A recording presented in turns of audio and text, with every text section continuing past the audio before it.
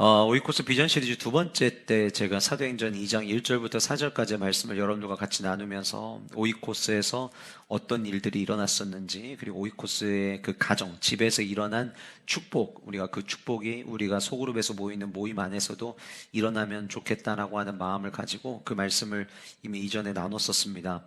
그 말씀에 이어서 어떻게 보면은 오늘 이 말씀은 결국은 마가의 다락방, 마가 요한의 어머니 마리아의 집에서 일어났던 그 축복이 하나의 단순한 이벤트로 끝나지 않고 성령 강림으로 끝나지 않고 그것이 계속해서 유지될 수 있었던 비결이 무엇일까? 오늘은 그 부분에 대한 이야기를 여러분들과 좀 같이 한번 나눠보려고 합니다.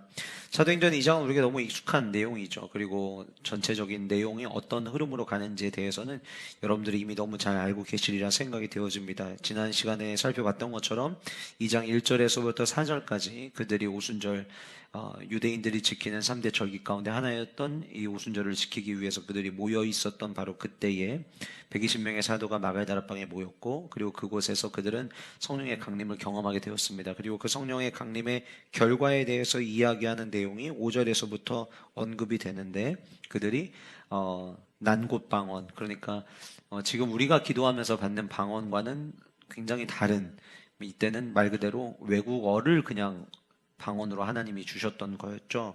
그래서 처음에는 그곳에 와서 기도하는 자들의 모습을 보고 너무 사람들이 신기하게 생각을 합니다. 이 사람들 전부 다 갈릴리 사람 아니었어? 근데 언제 얘네들이 이렇게 어학연수를 받은 거야? 언제 이렇게 우리의 도시에서 쓰는 언어를 이렇게 할 수가 있지? 근데 그 언어가 뭐 예를 들어서 우리가 대한민국에 있으니까 영어 하나 뭐 이 정도가 아니었어요. 8절 말씀해 보니까 뭐라고 되어 있냐면 우리 각 사람이 난곳 방언으로 듣게 되는 것이 어찌 됨이냐? 우리는 바데인과 메데인과 엘레민과 또 메소포타미아, 유대와 갑바도기와 아시아, 부르길라와 밤빌리아, 애굽과 및 쿠레네에 가까운 리비아 여러 지방에 사는 사람들과 로마로부터 온 나그네 곧 유대인과 유대교에 들어온 사람들과 그레데인과 아라비아인들이라 우리가 다 우리의 각 언어로 하나님의 큰 일을 말함을 듣는도다, 이렇게 이야기하고 있어요. 그러니까 한두 개의 언어가 아니었던 거죠. 여러 언어로 그들은 들었고, 그 들리는 이야기는 하나님이 행하신 큰 일을 지금 그들이 말하고 있는 거를 그들이 들었다라고 성경은 기록하고 있습니다. 물론 그들 중에는 술에 취한 거 아니야? 이렇게 조롱거리는 사람들도 있었죠. 그래서 그 이야기를 듣고 베드로가 11사도와 함께 서서 소리를 높여 이제 하나님의 말씀을 전하기 시작을 합니다. 그 내용이 14절에서부터 36절까지의 말씀의 내용인데, 그 말씀의 내용은 아주 그냥 이 뼈대만 가지고 만약에 우리가 이야기를 한다면 결국 예수님이 누구신가에 대해서, 예수님은 구약에서부터 이야기되었던 약속의 성취로 이 땅에 오신 분이다라고 하는 이야기를 먼저 전하고, 그리고 십자가 사건을 이야기를 합니다. 그 십자가 사건은 세상의 눈으로 볼 때, 그때 당시 세상의 눈으로 볼 때 십자가는 비극이었고, 그 십자가의 죽음을 받은 사람은 저주받아 마땅한 사람이었지만, 성경은 인간의 죄악과 탐욕이 예수님을 죽음으로 내몰았지만 그러나 그 이면에는 하나님께서 우리를 구원하시기를 원하시는 하나님의 철저한 구원의 계획이 담겨져 있다라고 하는 것을 결국 베드로의 설교를 통해서 그 자리에 모여있던 사람들이 알게 되었죠. 그리고 그 예수님은 죽음 안에 그분을 가둘 수가 없었고, 그 예수 그리스도께서는 결국 부활하시고 승천하심으로 말미암아 지금도 살아계시며 다스리시는 주님 되신다라고 하는 내용을 그의 설교 안에서 언급을 하였습니다. 그리고 그 설교가 끝났을 때 그 자리에 모여있었던 사람들의 반응은 찔림을 먼저 그들이 경험을 했고, 어떻게 하면 좋을까? 그래서 세례받고 성령이 그들 안에 임함을 경험하는 이야기까지가 오늘 저와 여러분들이 읽은 그 본문 앞에 나와 있는 내용입니다. 회개 받으십시오. 죄사함을 받으십시오. 그리고 성령을 받으십시오. 이 이야기까지가 베드로의 설교의 내용 가운데 들어간 내용이었다라고 하는 거예요. 그런데 이 본문을 우리가 유심히 보다 보면 우리는 성경을 그냥 눈으로 쭉 읽으면서 그런가 보다 이렇게 넘어가곤 하지만 한 번쯤은 질문을 던져야 될 포인트가 조금 있는 것 같아요. 그 이야기를 하고 그 말을 들어서 마음의 찔림을 받고 어떻게 하면 좋겠냐고 이야기했을 때 38절에 베드로가 회개하라고, 예수 그리스도 이름으로 세례받으라고, 죄사함을 받으라고, 그러면 성령의 선물을 받게 될 거다. 우리만 성령의 선물을 받는 게 아니라 당신들도 성령의 선물을 받게 될 거라는 이야기를 베드로가 하게 됩니다. 그리고 난 다음에 밑으로 내려가시면 41절에 그 말을 받은 사람들은 세례를 받음에 이날의 신도의 수가 3,000이나 더하더라, 이렇게 돼 있어요. 120명의 사도가 성령의 강림을 경험하였고, 그리고 베드로의 설교를 듣고 반응한 자들이 회개하고 세례를 받았고, 그리고 그 세례받은 사람의 숫자가 3,000명이었다, 이렇게 이야기한다는 거죠. 그야말로 폭발적인 부흥이죠. 그런데 그 3,000명의 사람들이 세례야 뭐 한 명씩 한 명씩 들어가서 받을 수 있으니까 시간이 오래 걸릴 뿐 다 받을 수 있다고 생각할 수 있을지 모르겠지만, 과연 이 3,000명이 동시에 이 말씀을 들을 수 있었을까라고 하는 질문을 먼저 하게 되고요. 두 번째, 분명히 지금 이 현장에는 9절과 10절에서 우리가 살펴본 것처럼 다른 언어를 쓰는 민족들이 와 있는데 그들이 베드로의 설교를 알아들었을까라고 하는 두 가지 질문을 갖게 됩니다. 먼저 3,000명이 동시에 설교를 듣는다는 게 마이크 시스템이 없는 상황 속에서 계곡처럼 비탈져서 울림이 있는 곳이 아님에도 불구하고 가능했느냐라고 하는 것을 좀 점검을 해보자면, 사진을 좀 한 장 보여드릴게요. 여러분들 사진 속에 지금 빨간색으로 표시되어 있는 곳이 우리가 흔히 솔로몬 행각이라고 부르는 곳입니다. 그 솔로몬 행각은 여러 개의 기둥들이 있고, 그리고 그 기둥과 기둥의 천장은 이렇게 울림이, 자연스러운 울림이 일어날 수 있도록 되어 있어요. 그래서 그러다 보니까 아마도 많은 신학자들이 어떻게 추측을 하냐면, 저 솔로몬 행각에, 왜냐하면 엄청 뜨겁거든요. 엄청 뜨거운데 저 기둥 안으로 들어가면 그늘이 형성이 돼요. 근데 그 그늘이 형성된 지점에서 베드로가 아마 저 윗부분에 모서리 어딘가의 한 군데서 일어나서 복음을 전했을 가능성이 굉장히 높다라고 학자들은 봅니다. 그러면 3,000명이 말씀을 들을 수 있는 것이 납득이 돼요.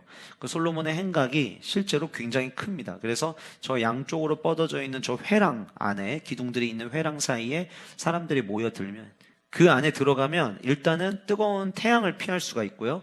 그리고 자연스럽게 울림을 통해서 이런 그 기둥과 기둥 사이에 천장에 있는 곳에서 소리를 치면은 메아리가 치는 것처럼 많은 사람들이 충분히 들을 수 있을 것이다. 3,000명이 듣는 것까지는 해결이 됐어요. 그러면 그 많은 사람들이 어떻게 베드로의 설교를 듣고 마음에 찔리고 변화를 받아서 신도의 수가 3,000명이나 더했을까에 대한 대답은 바로 120명의 사도에게 있습니다. 마치 베드로가 저 솔로몬 행각의 한 모서리에 서서 말씀을 전하고 이미 오순절 성령의 강림을 경험한 120명의 사도들이 곳곳에 흩어져서 베드로의 설교를 듣고 그 베드로의 설교를 그곳에 있는 수많은 사람들의 다양한 언어로 그들이 거의 동시통역처럼 말씀을 전한 거예요. 그렇기 때문에 오늘 본문은 베드로가 11사도와 함께 소리를 높였다라고 이야기를 하고 있고, 그 소리를 높인 이야기를 주변에 흩어진 120명의 사도들이 함께 동시통역처럼 말씀을 함께 나누어서 그들이 그 말씀을 듣게 되었다라고 하는 이 이야기는 성경 어디에도 기록에 남겨있지 않지만, 그럼에도 불구하고 신학자들이 그랬다면 오늘 말씀이 이어지는 이 말씀이 그랬겠구나라고 납득이 되는 충분한 설득력이 있는 설명이라는 데에는 의견을 하나로 모으고 있습니다. 그러면 이제 그 다음에 우리가 던져야 되는 질문은 이거예요. 갑자기 폭발적인 부흥을 경험한 교회들마다 가장 어려움을 겪는 게 무엇이냐면 관리가 안 된다는 거예요. 120명과 3,000명은 굉장히 큰 거예요.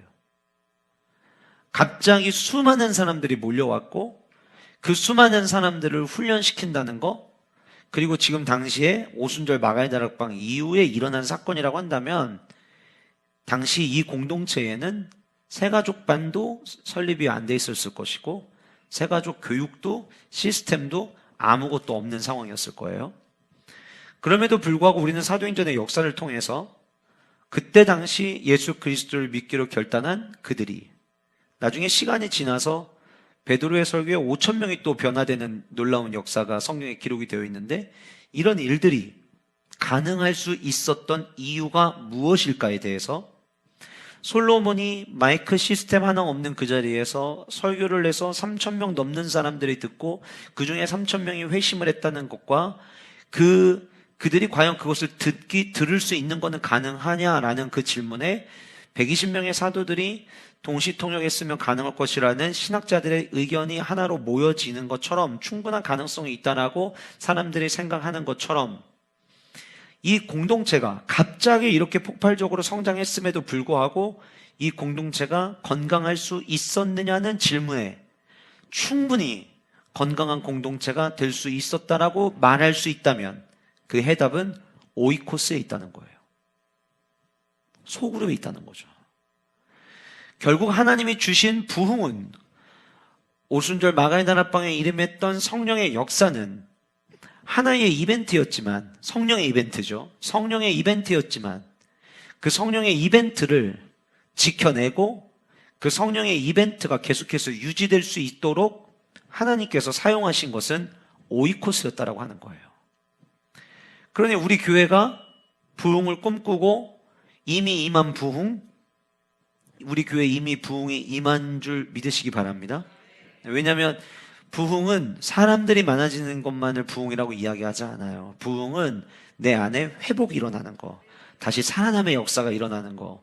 근데 우리가 12월 둘째 주 금요 성령 부흥회부터 교회의 영적 분위기와 그리고 금요 성령 부흥의 분위기가 뭔가 다르다는 것을 예배 참여하는 분들조차도 느낄 만큼 하나님께서 부흥의 역사를 이미 시작하셨다고 저는 믿고 있고, 그리고 그러기에 하나님은 우리에게 또 다른 부흥, 대전의 성시화라는 꿈을 저는 주셨다고 생각을 합니다. 그런데 꿈을 주시는 것도 중요한 일이지만 그것보다 더 중요한 것은 결국 그것을 어떻게 지켜내느냐라고 하는 게 전 중요하다라고 하는 거예요. 그래서 저는 오늘 이 본문 안에서 42절부터 47절까지의 본문 안에서 이미 부흥은 시작이 되었는데 그때의 오이코스는 어떤 역할을 감당해야 되느냐. 이미 부흥이 시작되었다면 소그룹이 감당해야 될 역할이 무엇이냐, 그거에 대해서 여러분들과 함께 나눠보려고 합니다. 첫 번째는 소그룹은 지키기 위해 힘쓰는 오이코스가 돼야 된다라고 하는 거예요.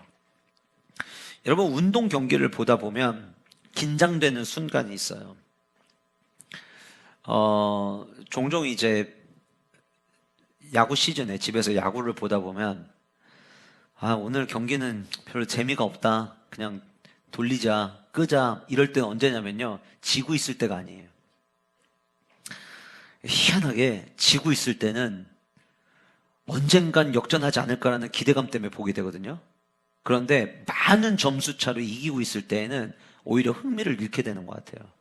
그런데 가장 손에 땀을 쥐면서 보는 경기는 점수 차이가 많이 나지 않는데 앞서고 있을 때예요.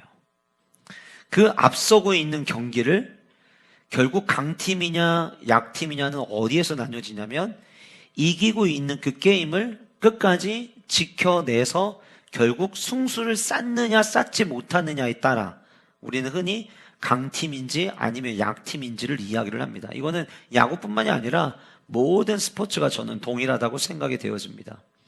이미 이긴 싸움처럼 보이는데, 그런데 때로는 그 뒷부분 후반을 지키지 못해서 패하는 경우들이 너무 많이 있어요. 그래서 우리가 흔히 뒷문을 잘 막는 뒷심이 강한 팀이 진짜 강팀이 되는 조건을 가지고 있다라는 이야기를 하곤 합니다. 인생을 살면서 무언가를 새롭게 시작하는 일은요, 쉽습니다. 한번 잘 생각해 보세요. 창업 많이 어렵다고들 이야기를 하는데, 만약에 창업을 할 수 있는 재정이 뒷받침되어 있는 상황이라고 이야기한다면 창업하는 거는 생각보다 그렇게 어렵지 않습니다. 아무 장소 하나 선택하고, 물론 그 장소를 선택할 때에도 유동 인구가 얼마큼 되는지, 그 지역에 사는 사람들은 어떤지 이런 거 파악을 해야겠지만, 그런 거 다 파악해가지고 어딘가에 새로운 일을 시작하는 거는 누구나 할 수 있어요. 그런데 진짜 어려운 건 뭐냐면요, 시작한 그 일을 오랫동안 계속해서 지켜내는 일이 사실은 더 어려워요. 새해를 맞이하면 모든 많은 분들이 올해는 다이어트 해봐야지 이렇게 시도하죠. 이 시작하는 거는 누구나 다 할 수 있어요. 그런데 그 다이어트를 위해서 운동을 지속해서 하고 식단을 다이어트에 맞게 하는 거는 그건 쉬운 일이 아니에요. 결국 부흥이 임한 오순절 마가니 다락방에 임한 이 사건을 경험하는 거는 그냥 주시는 거니까 경험하면 돼요. 그런데 그 다음에 지켜내는 것 자체가 어렵다라고 하는 거예요. 내가 만약 뭔가를 지켜야 돼 라고 이야기한다는 거는 그것이 소중하기 때문에 지켜야 된다라고 우리는 생각하게 된다고 저는 생각을 합니다. 여러분 예를 한번 들어볼게요. 여리고 성과 여리고 성을 둘러싼 성벽, 뭐가 먼저 있었을까요? 성이 먼저였을까요? 성벽이 먼저였을까요? 그렇죠? 성을 짓고 나니까 주변에서 침략하는 사람들이 있어서 그 성을 지키기 위해서 성벽을 쌓는 거죠. 화로 있죠, 화로. 화로는 불을 만들기 위해 존재하는 겁니까? 아니면 이미 붙은 불을 지켜내기 위해서 존재하는 겁니까? 그렇죠. 화로가 존재하는 이유도 이미 있는 그 불을 지켜내기 위해서 존재한다라고 하는 거예요. 성경 속의 오이코스는 성령 하나님께서 부어주신 그 불을 이미 성령님께서 임하게 하셨던 그 성령의 역사를 지켜내는 또 하나의 화로가 저는 오이코스라고 생각하고, 하나님이 우리에게 주신 거룩한 성을 지키기 위한 성벽을 쌓는 것이 저는 오이코스라고 생각을 합니다. 그러니까 하나님께서 우리 교회에 작년 12월부터 예배의 은혜를 주시고 기도에 뜨겁게 함께 부르짖어 기도할 수 있는 힘을 우리에게 주시고, 지난 금요일에는 잠시 우리의 장소를 영화관으로 옮겼음에도 불구하고 영화를 보고 난 이후에 함께 부르짖어 기도하고 그곳에선 또 눈물로 기도하는 우리 영가족들의 모습을 보면서 주신 그 부흥이, 복음이, 은혜가, 성령의 역사가 있는데, 그러면서 오이코스는 뭘 해야 되느냐? 오이코스는 이 모든 것들을 지켜내는 힘이 돼야 된다고 하는 거예요. 그러니까 오늘 본문에 보시면 사도행전 2장의 오순절 마가니 다락방의 사건, 그리고 베드로의 설교를 통해서 3천이나 더하게 되는 역사가 일어나고 난 이후에 42절의 본문, 그리고 42절에서 내용이 뚝 끊기는 게 아니라 그 42절에서부터 이어지는 43절부터 47절까지의 내용 안에 가장 중요한 키는 무엇이냐면 바로 오이코스였다라고 하는 거예요. 오이코스가 해야 되는 일은 받은 은혜를, 이미 주신 부흥을, 이미 주신 복음을 함께 지켜내기 위해서 필요한 것이 바로 오이코스라고 하는 거예요. 지난 시간에 우리가 함께 살펴봤지만 한 사람이면 패할 수밖에 없는 우리의 인생이에요. 두 사람이면 맞설 수는 있어요. 세 사람은 끊어지지 않는다.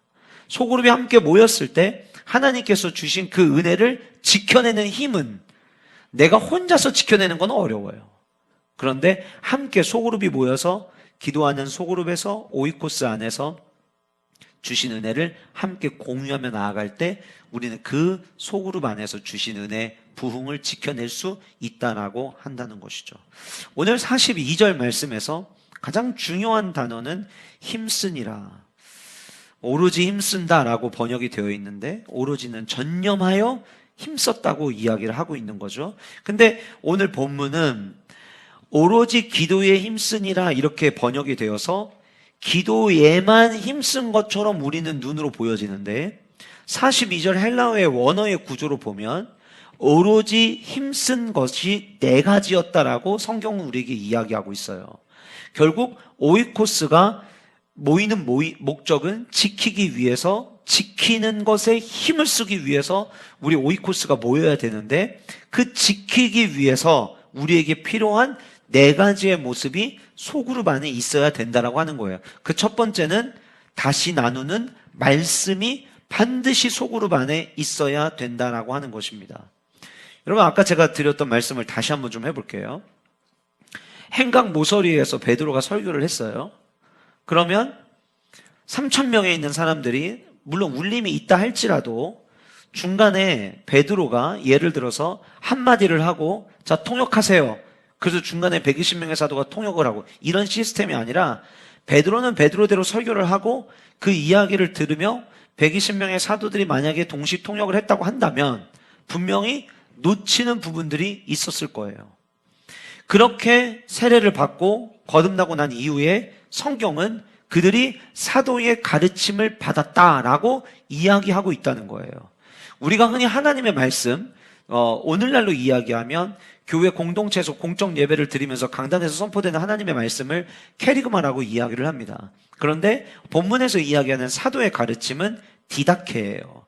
주신 말씀과 전혀 다른 게 아니라 그 주신 말씀을 가지고 이제는 우리의 삶에 적용할 수 있도록 우리의 삶의 영역까지 깊숙이 그 말씀이 들어갈 수 있도록 다시 한번 점검하고 다시 한번 확인하는 거. 우리가 주일날 말씀을 듣습니다. 주일날 말씀을 듣고 각 목장에서 함께 주일에 주셨던 말씀을 나누죠. 근데 그게 단순히 A부터 A, B, C, D, E의 성도님들이 자 각자 받은 말씀 은혜 나눕시다 하고 끝나는 모임이 아니라 주일 오후 예배가 끝나고 나면 제가 목자분들과 주일에 설교했던 그 설교 본문을 가지고 목장 모임 시간에 어떤 부분들이 중요하다는 것을 서로 짚으면서 나눔을 해야 될지를 제가 목자분들을 교육을 시켜드려요. 근데 그렇게 교육을 하다 보면 우리 목자분들이 제가 이렇게 강단에서 설교할 때 보면 대부분 하나도 놓치지 않기 위해서 정말 열심히 메모들을 하시거든요. 근데 그럼에도 불구하고 목자 교육을 하다 보면 내가 놓쳤던 부분들 맞아. 이 부분 아까 이야기하셨지. 내가 이거 놓치고 있었네 해서 메모하시는 분들이 있을까요? 없을까요? 당연히 있습니다. 그리고 목자분들이 목원들과 같이 함께 가서 목장 모임을 하다 보면 성도님들 한 분 한 분이 그 질문과 그리고 제가 목자 교육을 통해서 중요하게 짚어야 될 포인트가 어떤 부분들인지 제가 언급을 하고 난 그 내용을 가지고 서로 나눔을 하다 보면 성도님들이 똑같은 설교를 들었음에도 불구하고 똑같은 질문을 받았음에도 불구하고 서로 갖는 생각들은 그 예배 시간에 내가 받았던 은혜들이 조금씩 다르다 보니까 서로 다른 부분들을 이야기하게 돼요.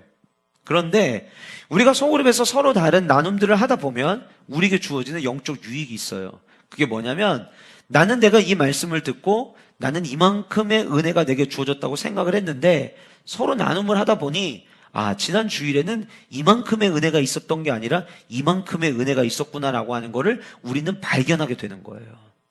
베드로의 설교가 이미 선포가 되었어요. 그런데 중간중간에 동시 통역하다 보니까 놓친 부분들, 빠진 부분들이 있었어요. 때로는 궁금해서 베드로에게 물어보고 싶은 것들이 있었는데 3,000명 안에서 손들고 질문할 수는 없었을 거예요. 그런데 각 사도들과 흩어져서 소그룹으로 나눠지는 그 모임 속에서 사도의 가르침을 받을 때에 베드로의 설교가 다시 나누게 되는 하나님의 말씀이 되었다라고 하는 거예요. 우리의 소그룹은 세상 사람들처럼 그냥 모여서 세상의 이야기를 하고 세상이 지금 어떻게 흘러가는지 정치, 사회, 경제, 문화의 이야기를 나누는 자리가 아니라 우리는 우리 공동체에 주셨던 하나님의 말씀을 다시 한번 나눔으로 말미암아 우리 모두가 대전 세중앙의 영가족이라고 하는 걸 다시 한번 기억하고 그 영가족인 우리에게 주시는 하나님의 말씀 앞에 우리가 다시 서는 시간, 그것이 우리에게 주신 은혜, 우리에게 주신 부흥, 우리에게 허락하신 그 복음을 지켜내는 데 있어서 매우 중요한 포인트다라고 하는 거예요. 제가 예전에 최병란 목사님이 인도하셨던 워십 세미나에 다녀와서 우아 컨퍼런스였는데 예배 세미나에 다녀오고 나서 최 목사님에게 허락을 구해서 금요일 저녁이었던 걸 제가 기억하는데 그 세미나의 영상을 그냥 그대로 우리 성도님들과 예배 시간에 말씀을 들었던 적이 있었어요. 그때 최 목사님이 이런 얘기를 하셨죠. 여러분들이 유튜브에 들어가면 큰 교회 목사님들 설교 여기저기 들어가서 볼 수 있다. 근데 이거 하나는 기억해라. 그분들의 설교를 듣고 여러분들이 내가 뭐 좋았다, 은혜 받았다, 난 그분 설교가 좋다 이렇게 말한다 할지라도 이거 하나는 기억해야 되는데 절대 그분이 설교할 때 절대 여러분들을 머릿속에 염두하고 설교한 것이 아니라고 하는 것을 기억해라. 여러분들을 염두에 두고 여러분들을 위해 기도하면서 여러분들을 위해서 주어진 말씀은 여러분들이 속한 교회의 강단에 선포되는 메시지라고 하는 것을 기억해야 된다는 그 내용을 그 세미나 중에 하셨었어요. 그게 각 교회의 목회자들의 설교가 다른 큰 교회, 대형 교회 목사님들 설교보다 뛰어나서가 아니라 우리 여러분들은 지금 대전 세중앙에 영가족으로 모이셨는데 그러면 영가족으로서 같은 교회 공동체 안에 하나님이 여러분들을 위해 저에게 기도하게 하시고 우리 영가족들을 위해 기도하면서 특별히 올 한 해는 오이코스 처치를 세우기 위해서 주님 어떤 말씀을 어떻게 나눠야 될까요? 기도하고 씨름하던 중에 본문과 제목에 대한 감동을 주시고 그 말씀을 가지고 여러분들에게 나눈다면 이 말씀은 여러분들을 위한 말씀인 거예요. 내게 나를 위한 말씀을 붙잡고 그 말씀을 가지고 소그룹에서 하나님의 말씀을 다시 나눌 때에 내가 놓쳤던 은혜는 발견하게 되고 내가 이미 받은 은혜는 다시 한번 견고해지는 시간을 갖게 되기 때문에 주신 은혜를 지키기 위해서 소그룹에서는 다시 하나님의 말씀을 나누는 과정이 있어야 된다라고 하는 거예요. 두 번째로는 하나 되는 교제가 필요하다는 거예요. 여러분들이 헬라어를 많이 알지는 못하신다 할지라도 코이노니아라고 하는 단어는 아마 아실 거예요. 예전에 우리 교회 주보가 여러 차례 바뀌었지만 예전에는 교회 광고를 코이노니아 이렇게 지칭하던 때가 있었어요. 그 코이노니아라고 하는 이 단어의 의미는 교제라고 번역을 해놨지만 여러분 우리가 세상에서도 교제를 할 수가 있죠. 그리고 교회 공동체 안에서도 교제를 할 수 있어요. 그런데 본문에서 사용된 코이노니아라고 하는 이 단어는 함께 나누다, 참여하다, 동반자가 되다라는 의미를 가지고 있어요. 그러니까 소그룹에서 모이는 이 모임은 어떤 모임인 거냐면 하나님의 말씀을 받아 말씀대로 살아내는, 말씀대로 살아가는 동반자 모임인 거예요. 말씀을 주신 은혜를 함께 나누는 공동체가 되는 것이고 그 나눔이 있을 때에 온전한 교제가 있는 거예요. 그 나눔에는 받은 말씀의 은혜를 나누는 나눔도 필요하지만 오늘 성경 말씀에 보시면 44절과 45절에 믿는 사람이 다 함께 있어 모든 물건을 서로 통용하고 나누고 또 재산과 소유를 팔아 각 사람의 필요를 따라 나눠줬다라는 이야기가 오늘 본문에 나옵니다. 그러니까 진정한 코이노니아의 공동체가 형성이 되고 나니까 45절과 46절에서 언급되어지는 바로 이 이야기, 이 스토리가 연결되었다라고 하는 거예요. 그래서 우리 안에 온전히 하나 되어지는 교제, 서로가 마음을 터놓고 진실됨으로 나눌 수 있는 교제, 그 교제가 더 두터워지게 되면 본문에 이야기하고 있는 44절 45절에 우리 공동체 안에 소그룹 안에 어려움 가운데 있는 한 명의 성도가 있다 할 때에 그것을 그냥 넘어가는 것이 아니라 어떻게 하면 우리 목원들이 서로 함께 힘을 모아 이 사람을 도와줄 수 있을까까지 연결되어지는 정말 아름다운 교제가 우리에게 주신 은혜, 우리에게 주신 부흥, 우리에게 주신 성령의 역사를 지켜내는 힘이 된다라고 하는 거예요.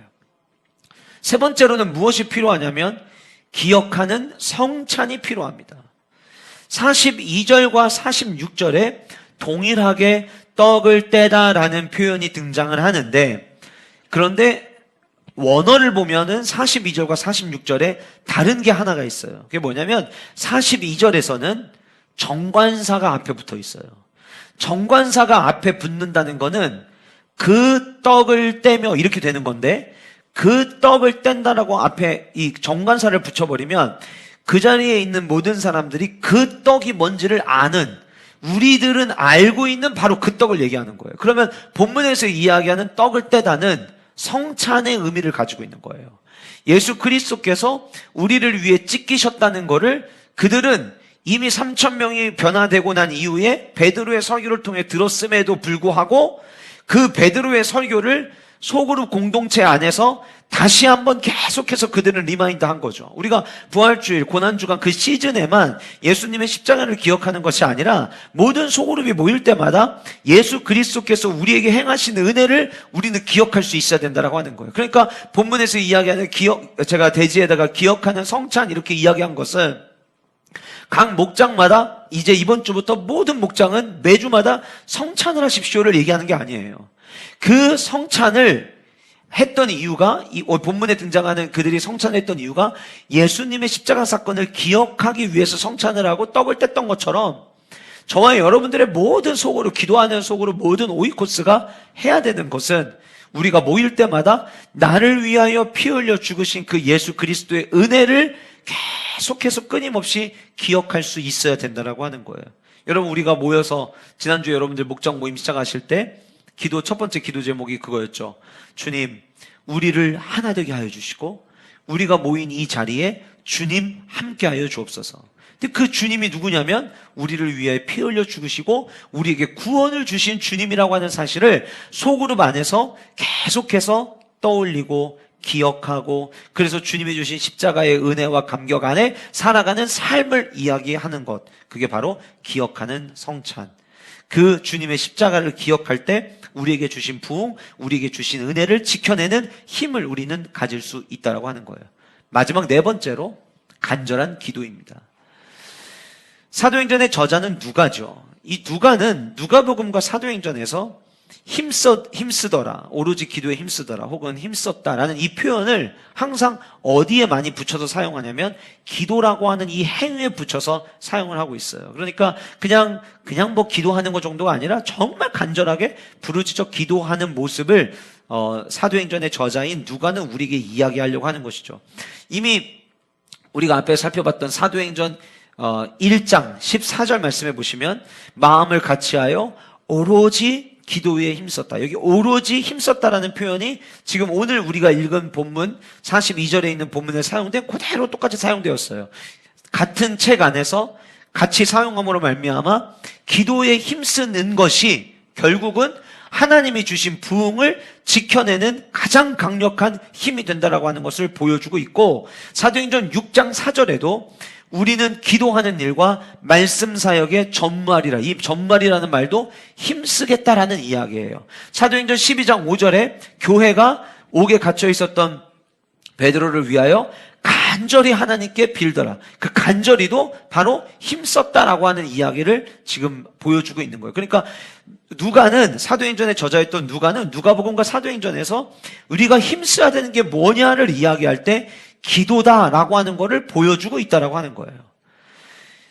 지난 금요일 저녁에 우리가 부흥 영화를 보고 왔죠.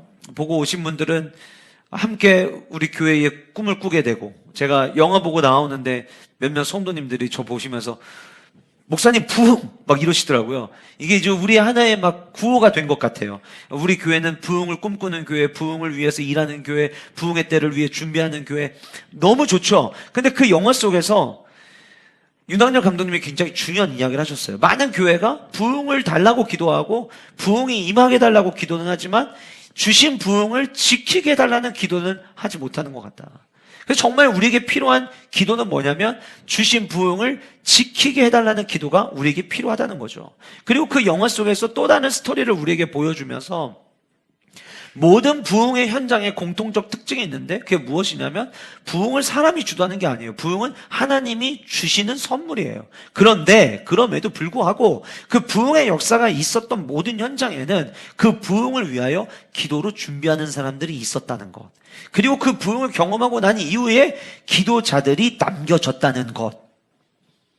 그러니까 결국 주신 부흥을 지켜내는 힘은 어디에 있냐면 기도에 있다는 거예요. 올 한 해 우리 교회가 목장에서 소그룹에서 곳곳에서 수요일 저녁에 기도하는 소리들이 들리고 하늘의 보좌를 움직이고 금요 성령 부흥회 때 함께 뜨겁게 기도함으로 말미암아 하나님이 행하실 위대한 일들을 꿈꿀 때에 하나님께서 교회에 허락하신 그 부흥을 함께 지켜내는 은혜가 우리 모두에게 있기를 주님의 이름으로 간절히 소원합니다. 그래서 우리는 주신 부흥을 지켜내기 위한 그 역할과 그 사명을 오이코스에서 감당해야 되는 거예요. 물론 여러분들 중에는 여러 가지 상황 때문에 아직 소그룹에 참여하지 못하고 계신 분들도 계십니다. 지난주에도 그러셨듯이 이번 주에도 오이코스에 대한 이야기가 부담처럼 들리실 수도 있을 겁니다.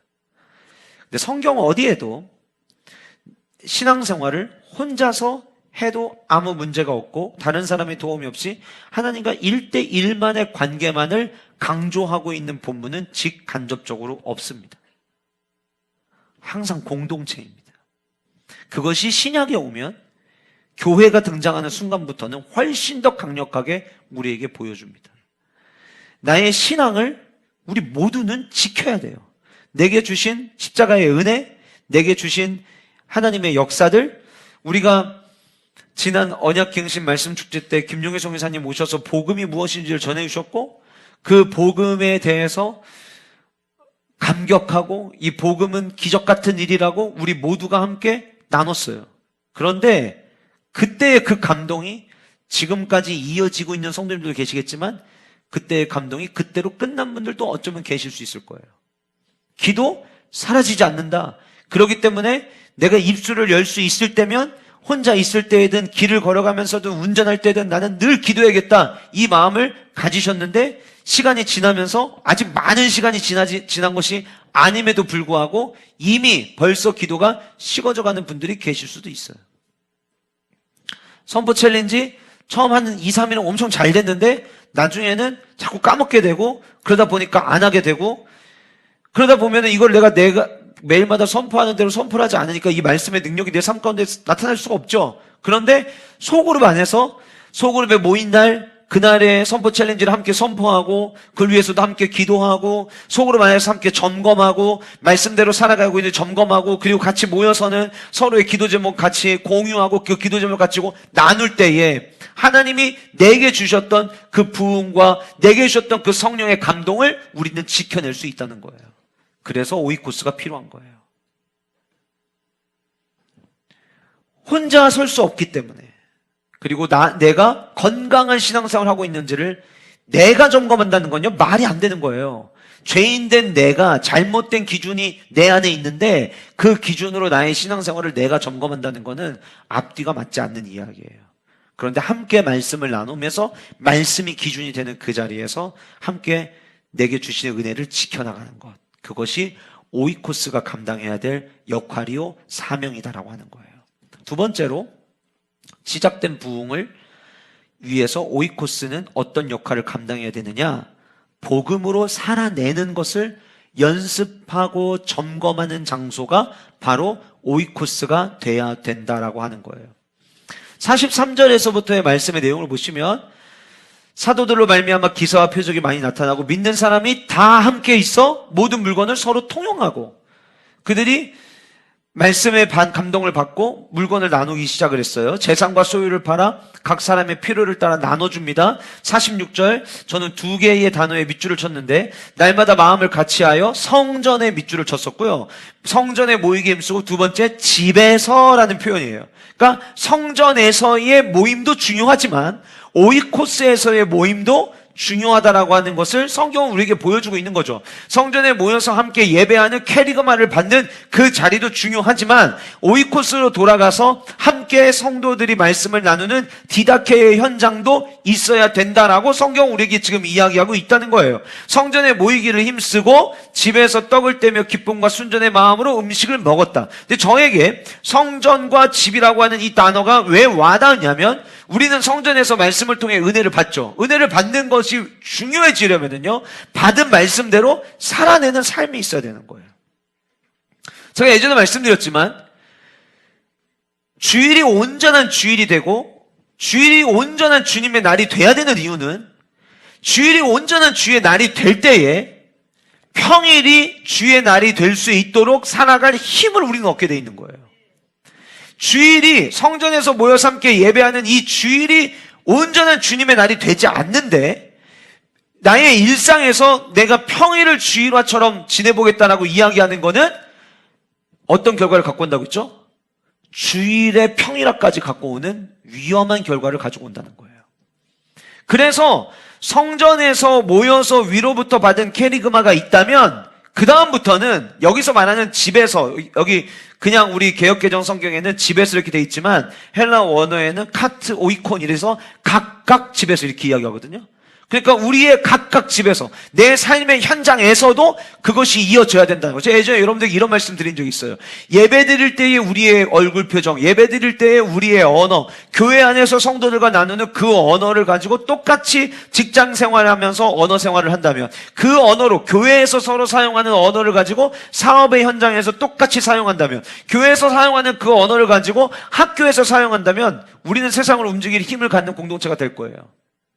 그런데 문제는 뭐냐면 교회에서의 모습과 삶의 모습이 다른 거예요. 그러니까 세상 사람들이 교회 사람들을 욕할 때 제일 많이 욕하는 게 뭐냐면 겉과 속이 다르다고, 앞뒤가 다르다고. 여러분, 교회가 무슨 대리운전입니까? 앞뒤가 똑같게? 근데 세상 사람들이 보면 앞뒤가 똑같아야 되는데 앞뒤가 다 달라요, 우리의 모습이. 그러니까 교회에 대해서 손가락질하는 거예요. 우리가 받은 복음을 삶으로 살아내는 연습을 하는 곳이 어디냐면 그게 바로 오이코스다라고 성경은 이야기하고 있다라고 하는 거예요. 성전에서 예배를 드리면서 하나님을 향한 경외심, 공동체 정체성을 우리가 갖게 된다면 집은 그 성전에서 주신 말씀을 삶의 근육을 만드는 장소가 돼야 된다라고 하는 것입니다. 오늘 본문에 이들이 복음을 받아들였죠. 그리고 집에서 모이고 그들이 그 집에서 모이는 과정 속에서 44절과 45절은 믿는 사람이 다 함께해서 모든 물건을 서로 나누고 그리고 재산과 소유를 팔아 각 사람의 필요를 따라 나눠줬대요. 이게 왜 그랬냐면 당시에 유대인들이 예수님을 믿겠다고 그리스도교로 바꾸는 순간 사회적 모든 혜택은 다 차단됩니다. 자녀들 교육 다 차단됩니다. 물건을 사고 파는 거 모두 못합니다. 그런데 예수님은 믿어야 해요. 복음을 받은 이상, 예수 그리스도가 진리라는 거를, 생명이라는 거를, 길이라는 거를 발견한 이상 주님을 따를 수밖에 없어요. 그러다 보니까 경제적 위기를 경험하고 있는 사람들이 눈에 보여요. 그런데 나는 가진 게 많아서 지금 가지고 있는 걸로 난 버틸 수 있는데 같은 공동체 안에 누군가는 지금 너무 힘들어하는 거예요. 그러니까 그들이 자기가 가지고 있는 거를 서로 나눠 쓰기 시작을 했어요. 지금은 나 이거 옛날엔 필요했지만 지금은 나 필요하지 않는데 지금 이게 당신에게 필요한 것 같아. 이거 당신이 가져다 써. 그럼에도 불구하고 먹을 것을 구해야 되는데 구하지 못하고 그러다 보니까 그들 안에서 자기들이 가지고 있는 재산과 소유를 팔면서까지 그 공동체 안에 각 사람의 필요를 다 채우기 위해서 이들이 하나 된 모습을 보였다라고 성경은 이야기하고 있다는 거예요. 여러분, 정말 우리가 복음을 받아들였다면 우리는 복음을 흘려보내는 삶을 살아내는 삶이 우리의 삶에 나타나야 된다라고 하는 것입니다. 요한일서 3장 17절과 18절 말씀 우리 같이 화면을 보시면서 같이 한번 읽어보도록 하겠습니다. 시작. 누가 이 세상의 재물을 가지고 형제의 궁핍함을 보고도 도와줄 마음을 닫으면 하나님의 사랑이 어찌 그 속에 거하겠느냐. 자녀들아, 우리가 말과 혀로만 사랑하지 말고 행함과 진실함으로 하자.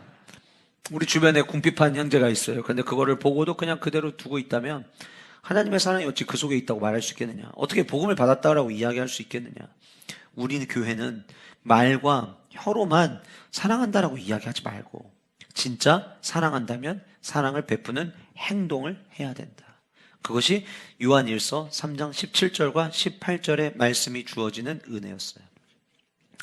아까 42절에 떡을 떼면은 정관사가 붙었다고 했죠. 46절에는 정관사가 없어요. 그럼 이건 무슨 얘기냐면 애찬이에요. 그럼 애찬과 성찬의 차이는 뭐가 다를까요? 성찬은 말 그대로 우리 오늘날의 성찬식이라고 생각하면 돼요. 떡을 떼면서 잔을 마시면서 오직 예수님의 십자가 사건을 기억하는 거예요. 그런데 그 정관사가 붙어 있었던 그 떡을 떼며라는 그 표현에서 정관사만 빠지고 떡을 떼며라는 단어를 지금 46절에 가지고 왔다는 거는 성찬식 할 때의 그 모습을 생각하면서 삶 속에서도 우리에게 주신 것들에 대한 감사, 이 감사를 누릴 수 있는 이유가 예수 그리스도의 십자가 사건이었 때문이었다라고 하는 것을 삶에서도 이어가고 있다라고 하는 것을 우리에게 보여주기 위해서 46절은 42절에 있는 정관사를 떼고 우리에게 다시 그 똑같은 단어를 쓰고 있는 거예요. 그러니까 주일에 우리가 받은 삶의 모습이, 주일에 나타난 우리의 삶의 모습이 여러분들의 삶과 여러분들의 가정과 여러분들의 직장으로 이어질 때에, 그리고 그런 우리의 삶을 우리가 바르게 살아가고 있는지를 점검하는 자리가 오이코스가 될 때에 우리 교회 공동체는 건강한 공동체로 세워질 수 있게 된다라고 하는 것입니다. 초대교회 성도들은 성전에서의 경건을 자기 집으로 가지고 가서 집에서 사랑을, 그리고 집에서 그 경건의 일상의 삶을 보내기 시작을 했어요.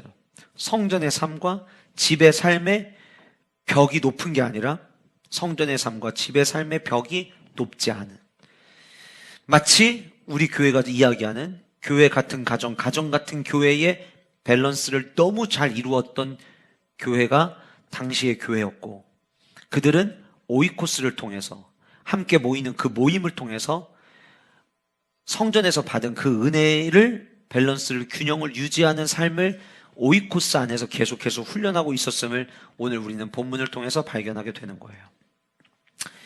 지난 금요일 함께 부흥 영화를 보면서 전 세계 곳곳에 일어난 부흥을 소개하고 영화의 마지막 부분으로 가면서 계속해서 부흥이 무엇인가에 대해서 목사님들이 나오셔서 설명하고, 그리고 부흥에 대한 정의를 할 때 브라이언 박 목사님이 그런 이야기를 하셨죠.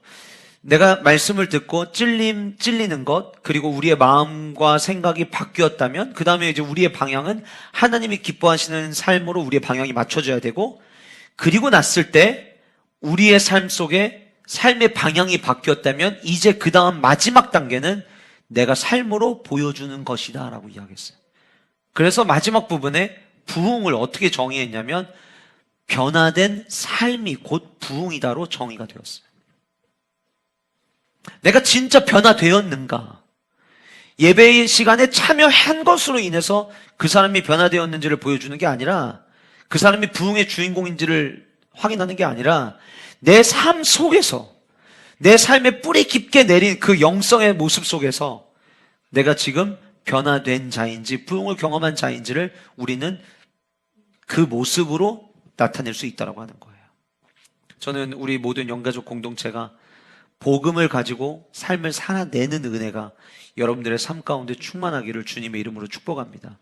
18세기 영국은 노예 무역의 중심지였습니다. 연간 300만 명의 노예가 사고 팔리는 현장이었고, 국가 수입의 3분의 1이 노예를 사고 파는 것의 수익으로, 노예의 무역으로 발생을 할 만큼 18세기 영국은 노예 제도에 꽃을 피웠던 때였습니다. 그런데 그때 한 젊은 청년이 영국이 위대한 나라가 되기 위해서는 하나님의 가치를 우리는 따라야 한다고 주장을 하면서 28세의 젊은 나이에 정치에 입문하게 됩니다. 그의 이름이 윌리엄 윌버포스라고 하는 사람입니다. 이 사람의 이야기를 가지고 만든 영화가 2008년에 개봉된 어메이징 그레이스라고 하는 영화예요. 어쩌면 여러분들 집에서 영화 보기에 들어가시면은 리스트 중에 있는 가정들이 있으실 겁니다. 그러면 꼭 돌아오는 주 중에 자녀들이 있으신 분들은 자녀들과 함께 이 영화를 꼭 보세요. 나라적으로 볼 때에는 나라의 3분의 1의 수익을 주는 제도였어요.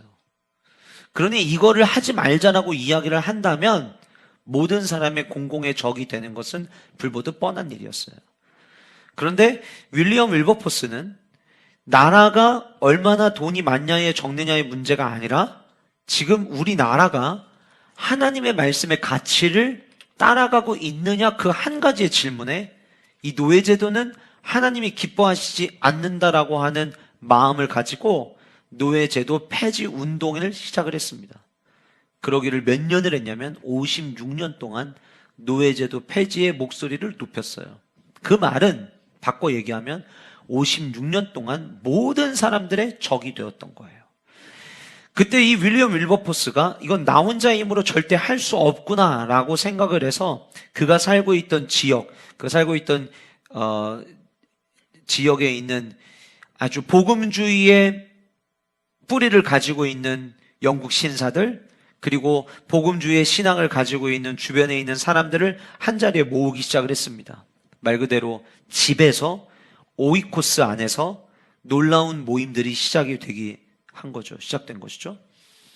그때 이제 이 윌리엄 윌버포스가 한때는 내가 이렇게 정치인으로 활동을 하고 있지만 아무런 변화는 일어나지 않고 시간만 낭비되는 것 같은데 차라리 그냥 내가 섬기던 교회에 이 모든 헌신을 쏟아붓는 게 더 나을까라는 생각도 가지고 있었다고 해요. 근데 그가 멘토로 삼았던 존 뉴턴에게 자기의 고민을 털어놓았을 때 존 뉴턴이 편지를 통해서 윌리엄 윌버포스에게 이렇게 글을 씁니다. 당신은 단지 요크셔의 위원이 아니라 주님의 대표로 그 자리에 서 있는 것입니다. 그 이야기에 도전을 받고 그 이야기에 격려를 받은 윌리엄 윌버포스가 자기 지역의 이름을 따서 클래펌 공동체를 만들게 됐어요. 소그룹이에요. 그리고 그 소그룹 안에서 법률가들은 노예제 폐지를 위하여 어떤 법적 조치들을 기틀을 마련해야 되는지를 연구하기 시작했고, 그 가운데 예술가들은 노예제도가 잘못됐다는 걸 그림으로 그려서 사람들에게 알리기 시작을 했고, 그리고 그들이 모일 때마다 항상 빼놓지 않고 했던 것은 항상 부르짖어 기도하는 기도였다고 합니다. 결국 56년이라는 시간이 지나고 이 한 명의 성경의 가치를 따라야 된다고 주장하던 윌리엄 윌버포스에 의해서 영국의 노예 제도가 폐지되었습니다. 그리고 그가 이렇게 이야기합니다. 신앙이란 입으로 고백될 뿐 아니라, 다시 말하면 나 예수님 믿어요, 나 교회 다녀요, 나 신앙생활 해요 라고 이렇게 입으로 고백되는 것, 그것만이 전부가 아니라 반드시 삶 속에 실천되어야 한다. 진짜 복음을 받은 자는 삶 속에서 실천으로 옮겨져야만 한다는 거예요. 예수님은 믿는데 삶은 변화되지 않아요. 예수님은 믿는데 세상에 영향을 주는 게 아니라 오히려 세상의 영향을 받고 있어요. 예수님을 믿는데 하나님이 기뻐하시는 일을 찾는 게 아니라 여전히 내가 기뻐하는 선택을 계속해서 하고 있어요. 그러면 지금 나는 복음으로 변화되고 있는가에 대한 점검을 해야 되는데, 그 점검을 나 혼자 골방에서 할 수가 없기 때문에 오이코스 안에서 서로 교제하면서 그 교제 속에서 우리는 내 삶이 변화되고 있음을 함께 공유할 수 있어야 된다고 하는 거예요. 그래서 오이코스는 복음으로 살아내는 현장이 되어야 하고, 복음으로 살아내는 것을 연습하는 장소가 되어야 한다고 하는 것입니다. 제가 오늘 말씀을 준비하면서 함께 기도했던 것이 있어요. 주님, 우리 교회 모든 소그룹이 또 다른 클래펌 공동체가 되게 하여 주시옵소서. 그래서 함께 소그룹에서 모여서 시대의 문제를 놓고, 가정의 문제를 놓고, 사업의 문제를 놓고 서로 함께 기도할 때 그 안에서 지금 당장은 문제가 해결되지 않는 것처럼 보일지 모르겠지만 오랫동안 쌓여진 그 사라지지 않는 기도를 통하여 하나님의 응답하심을 경험하는 은혜와 축복이 우리 모든 소그룹 안에 이루어지기를 주님의 이름으로 간절히 소원합니다. 마지막 세 번째로,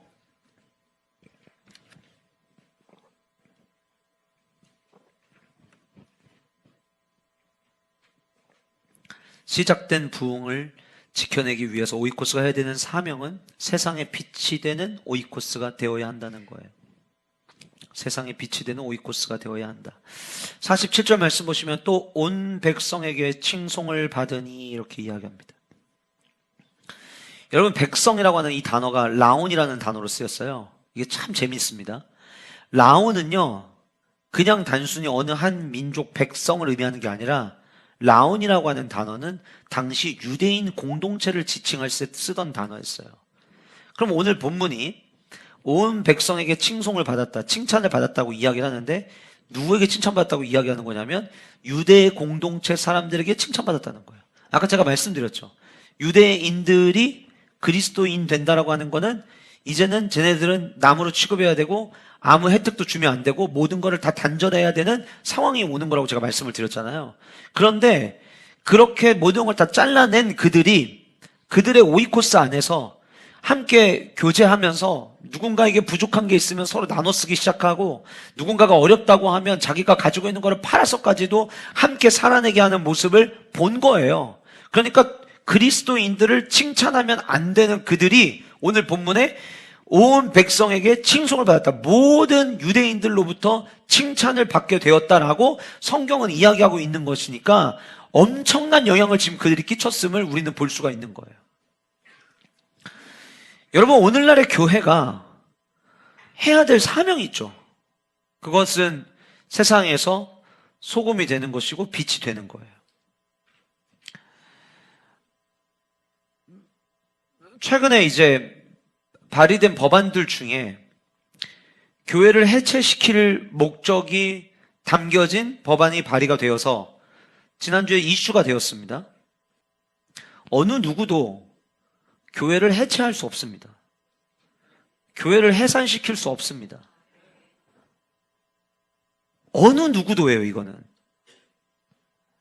교회의 머리가 주님이신데 어느 누가 교회를 해산시킬 수 있습니까? 차별금지법을 반대하는 게 극우입니까? 저는 정치적 입장을 얘기하는 게 아니에요. 저는 지금 성경의 신념을 여러분들에게 나누는 거예요. 우리가 하나님을 믿는 성도라고 한다면 성경의 가치를 따르는 게 맞는 거 아닌가요? 근데 성경을 믿는다라고 이야기하는 사람들이 차별금지법 반대는 정치적이다라고 이야기한다면 모순이 있는 거 아닌가요? 성경에 동성애를 한 곳 소돔과 고모라가 어떻게 멸망당했는지를 창세기 역사가 시작됨과 동시에 언급을 하고 있는데 대한민국이 그렇게 멸망되지 않기를 원하는 마음으로 차별금지법은 어떻게든 막아서야 된다는 게 저를 비롯한 수많은 목사님들의 입장이에요. 그거는 정치 이념을 떠나서 서울 제자광성교회 박한소 목사님이 가장 앞장서서 이야기하시는데 그분이 이야기하세요. 나 전라도 출신이라고. 이거는 정치적 문제가 아니라고. 이거는 성경의 가치를 따르는 문제라고. 그런데 어쩌다 보니 지금 대한민국의 상황이 신천지, 통일교처럼 교회도 똑같은 집단으로 지금 몰아가면서 신천지도 해체시킬 수 있고 통일교도 해체시킬 수 있고 여러분 사이비는 해체시켜야죠. 사이비 때문에 무너진 가정이 얼마나 많은데요. 해체시켜야죠. 근데 거기에 교회까지 지금 같이 껴서 어떤 교회든 정치적인 이야기를 하면은 막아야겠다. 해산시켜야겠다. 여러분 죄송하지만 그렇게 이야기하면은요. 이 전 대통령이 정권 잡고 있을 때 여기저기에서 시국선언하고 반대했던 그 종교, 그 교파도 다 사라져야 돼요. 그때 당시 천주교가 앞장서가지고 정의 구현 사제단 해가지고 반대하면서 일어났어요. 그 정치 집단도 다 해산시켜야 되는 거고요. 모든 그때 당시 불교 집단에서도 이야기하고 꺼낸 그 집단들 그리고 교회 공동체 안에서도 그때 당시에 지금 정권이 잘못하고 있다라고 이야기하면은 그 교회들 전부 다 해산시켜야 되는 거예요. 근데 그렇게 했었나요? 그렇게 할 수 없는 거예요. 왜냐하면 교회의 머리는 주님이시기 때문이에요.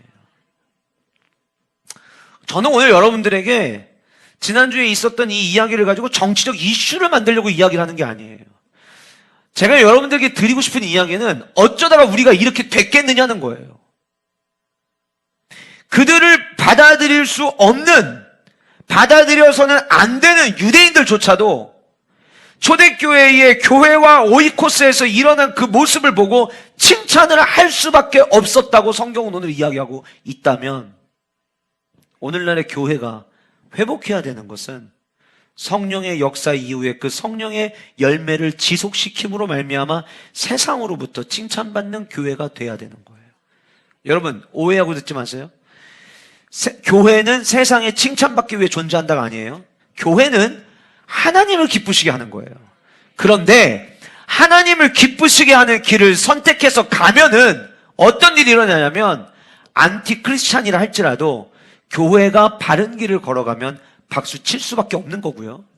우리가 하나님을 기쁘시게 하기 위해서 달려가게 되면 그 교회 공동체에는 구원받는 사람을 주님께서 날마다 더하게 하시는 역사를 허락하신다라고 하는 거예요.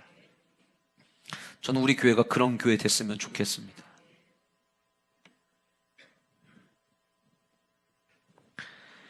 교회가 세상의 빛이 되어야 하는데, 교회가 세상의 자랑이 되어야 하는데, 한국교회가 80년대, 90년대 정말 한국을 줬다 폈다를 했죠. 대통령이 조찬기도에 가서 목사님들에게 무릎 꿇고 기도받던 시대가 있었죠. 그런데 어쩌면 그때 교회가 성령이 하시는 역사를 유지하고 지키기 위해서 힘쓰지 않고 지금 우리가 누리고 있는 것들을 지키기 위해서 힘쓴 건 아니었을까 라고 하는 조심스러운 생각을 혼자 해봤어요.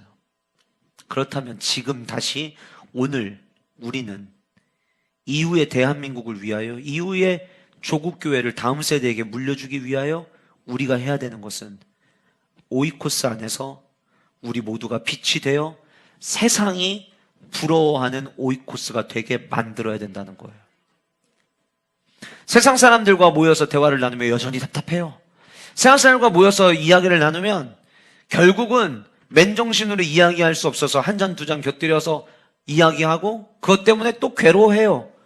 그런데 우리는 그저 예수 그리스도의 이름으로 모여서 두세 사람이 모이더라도 주님의 이름으로 모인 곳에 내가 너희들과 함께 하겠다고 약속하신 그 말씀 그대로 오이코스에 모여서 함께 교제하고 그 안에서 어려운 사람을 위해 함께 눈물 흘려주고 함께 기도해주고 그 모습이 주변에 있는 사람들에게 조용히 소리 없이 흘러감으로 말미암아 유대인들조차도 칭찬하지 않으면 안 되는 공동체가 되었던 것처럼 세상이 언젠가부터 교회가 바뀌기 시작했다고, 언젠가부터 교회가 본질을 찾기 시작했다고, 언젠가부터 교회가 세상의 빛이 소금이 되기 시작했다고 다시 고백하는 그날이 이 조국교회, 한국교회 안에 일어나기를 우리가 함께 꿈꾸기를 간절히 소원합니다. 여러분, 지금 같은 시대에 블레싱 코리아 사역을 한다? 안티 크리스천들 달려와가지고 돌 던질 판이에요. 시끄러워 죽겠다고.